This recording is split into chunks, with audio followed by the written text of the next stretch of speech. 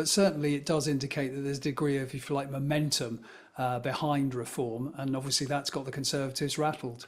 Isn't that the point, really, as you say, that the Conservatives are around 20%, which is pretty much unseen territory in election opinion polls, and also a kind of death zone as far as representative and parliament?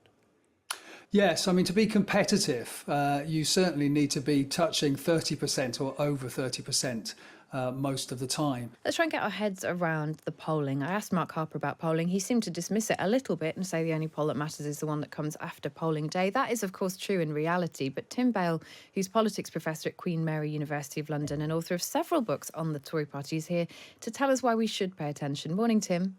Good morning. Now, there were two really big polling moments this week. Let's take the first one, the crossover moment, where the Tories were leapfrogged by reform. What does it actually mean? Because it certainly doesn't suggest that reform are going to get more MPs than the Tories, does it? No, it doesn't. Because of the voting system, they're very unlikely to get more than a handful at most, because their support is fairly thinly spread across the country. In order to win seats, you need fairly concentrated support. And even in Clacton, it's not actually a done deal. If you look at the latest MRP poll, it only gives Farage a 47% chance of winning that seat. So he's not nailed on in any sense as being an MP after the election. So why does it matter then? Does it matter, this crossover moment? What does it tell us about where the country is right now? Well, I mean, I think if you look at other polls, it does suggest that Reform are gaining ground and have been doing so since Nigel Farage declared that he was back as leader. Having said that, very few of the other polls actually suggest that they're touching the Conservatives quite yet. Indeed, the last two or three to come out suggest that they're still only on about 15% or so, when the Conservatives are in the low 20s, or at least touching 20%. Of course, that could change over time, but certainly it does indicate that there's a degree of, if you like, momentum behind reform, and obviously that's got the Conservatives rattled. Isn't that the point, really, as you say, that the Conservatives are around 20%, which is pretty much unseen territory in election opinion polls, and also a kind of death zone as far as representative and parliament? Yes, I mean, to be competitive, you certainly need to be touching 30% or over 30% most of the time. I mean, the latest MRP that's come out from Savanta this morning is, really terrible news, actually, for the Conservative Party. They're putting the Conservatives' seat haul at around 72 on average. I mean, that would be unprecedented. Obviously, for the Conservatives to go under 100 would be an incredibly bad result. I mean, the last time they came anywhere near that was in 1906, and I think that was 156 seats. So clearly, if that MRP poll is anything like accurate, then they are heading for an absolute shellacking, to quote President Obama. I mean, just briefly, what do you, when we talk about an MRP poll, why do we take this more seriously than potentially other polls? What is it about this poll for Savation that we are sort of paying attention to, and how likely is that outcome in reality, do you think, Tim?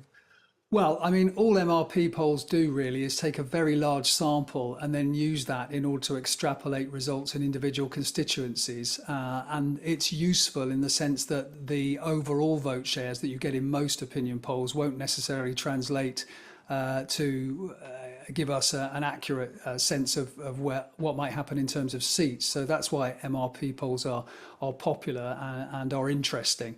Having said that, of course, I mean, there's a bit of guesswork involved. There's certainly a lot of sophisticated modelling involved, and the range of seats given to each party can actually be quite large. So we shouldn't take them as gospel by any means, but they are, I think, an attempt at least to show how vote share across the country will actually translate into seats for the parties. And in the end, that's what matters. Yeah. Just finally, what issues, if any, are actually moving the dial? I mean, we've seen all the manifestos launched this week. There's been a huge amount of talk about tax. The Tories really pushing this idea of a Labour supermajority pretty hard. Have we seen any shifts in the polls at all that you can link back to a moment? No, I think that's really, really difficult. I mean, campaign events making a difference to opinion polls, it's it's more an art than a science, actually, to get that. What we do see, interestingly, in some of the more detailed polling is that people have actually, if you like, priced in tax rises under Labour. So they are still voting Labour, regardless of the fact that they think Labour will probably raise taxes. And the problem for the Conservatives is that although people like their policies, or some of their policies at least, that they've released in their manifesto, they don't actually trust the Conservatives to deliver on them. So it's not really doing them as much good as perhaps they hoped. Yeah, and I want to ask you, before I let you go, just about something that's not polling, really. You've written a lot about the Tory party. You are expert in this area. We are starting to see even more conversation about the future of that party, maybe off the back of this MRP poll. What do you think happens to them next?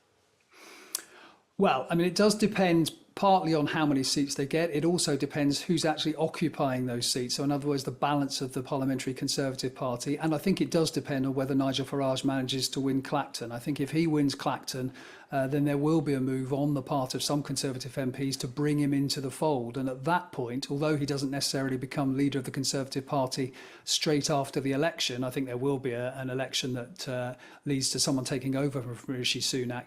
It's actually quite possible that Nigel Farage could, in the end, lead the Conservative Party into the next election, because certainly, judging from polling, for example, on Conservative Home of members, it looks as though he's a very, very popular choice. And after all, in the end, it's the grassroots members who get the final say on who becomes leader. What a moment that would be. Tim, thanks so much for joining us today. It was an extraordinary event. I hadn't been to a Conservative conference since the late 1980s. And it was astonishing. The response to me was astonishing. People coming up for selfies and offering me drink after drink. I mean, some of it was murder. It really was. But I was very struck by the Tory activists that they're, in a sense, a lost tribe. A lost tribe. Desperate to believe in something, desperate to believe in somebody, and know they're headed inevitably towards a very big defeat at the next general election. A big defeat. But what was so interesting was not what was said on stage, but what wasn't said on stage. Oh, on stage we had Suella Braverman. You know, she talks about invasions, she talks about hurricanes and all of those things, but actually, did she offer any solutions? And Rishi Sunak, as Alison Pearson so correctly said in the Telegraph, if you'd asked people for their top 25 priorities, banning smoking, which let me assure you I am not in favour of, and rejigging A-levels wouldn't even have been in the top 25, maybe not even in the top 50. So whilst it was very nice to be welcomed by their delegates in the way that I was, and whilst it was generous of the Prime Minister, when asked a question by Christopher Hope, now of GB News, to say, oh, well, you know, the Conservative Party is a broad church, so perhaps we could welcome Nigel in as a member once again after 30 years of the Conservative Party. So I've come this morning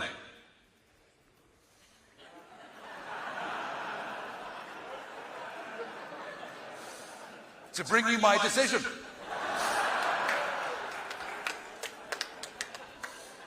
You have to make decisions as a leader and stand by them. I still believe that the idea of a Liberal Democrat, Jeremy Corbyn coalition and a second referendum would not have put the country in a good place. So maybe Rishi thought, given that I've been so nice to them,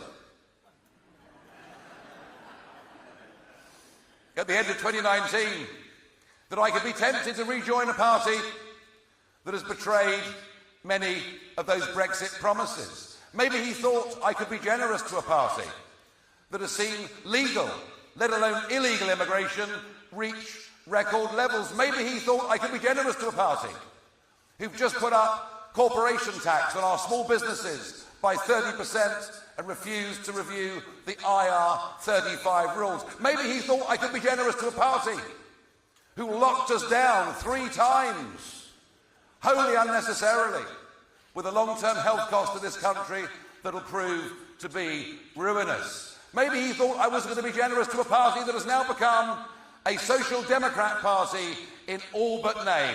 Big state, high tax, control of every aspect of your life, virtually indistinguishable, frankly, from Starmer's Labour Party. Well, I've come today to give my answer.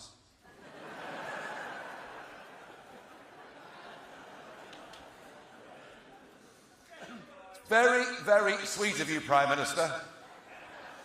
But I'm really sorry. The answer is no, I will not.